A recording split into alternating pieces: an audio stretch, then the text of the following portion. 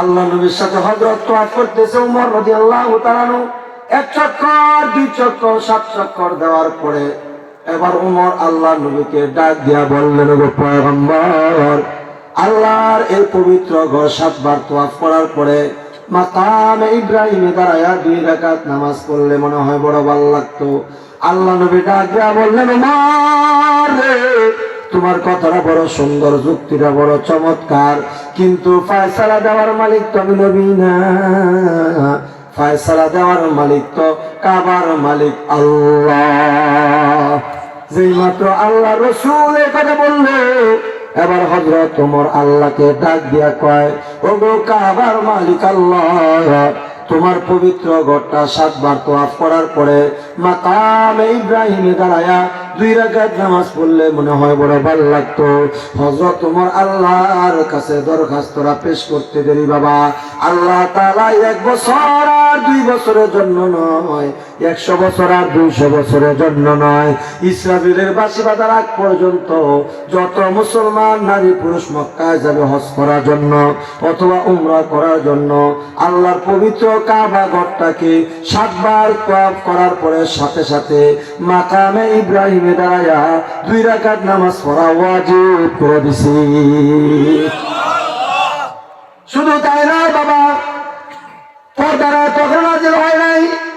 আল্লাহ নবীর বিবিরা পর্দা করে না, কারণ পর্দা করবি কেমনে, পর্দারা এত নাযিল হয় নাই।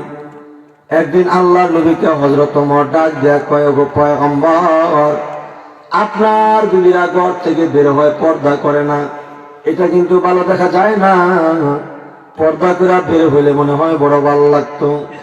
আল্লাহ নবী ডাক দিয়া বললেন, ওমর রে, তোমার কথাটা তো বড় সুন্দর, যুক্তিটা তো অনেক চমৎকার, কিন্তু ফয়সালা দেওয়ার মালিক তো নবী না, ফয়সালা দেওয়ার মালিক তো আরশের মালিক আল্লাহ।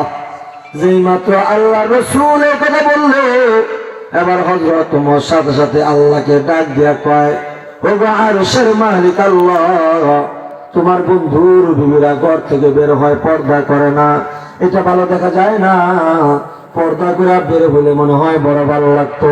হযরত ওমর আল্লাহর কাছে দরখাস্তরা পেশ করতে দেরি বাবা। আল্লাহ তাআলা পর্দার বিধানকে ফরজ কইরা আয়াত দিয়া জিবরাইলকে আল্লাহর বন্ধুর কাছে পাঠাইতে দেরি হয় না। এমন একজন দামি জবানওয়ালা মানুষের নাম ওমর, অথচ ওমর নিজেকে কত ছোট করে ধরছে বাবা। আর ওমর যদি গাছ হইতো, মদিনার বকরি ভেড়া খেয়ে ফেলতো, হাসরের ময়দানে আমি ওমর দ্বারায় কোনো জবাব দেওয়া লাগতো না। অথচ ওমর শুধু নিজেকে ছোট বানায় চলতেন তা নয় বাবা, হযরত ওমর নিজের ঈমানের ব্যাপারেও কত সন্দিহান ছিল। খুব মনোযোগ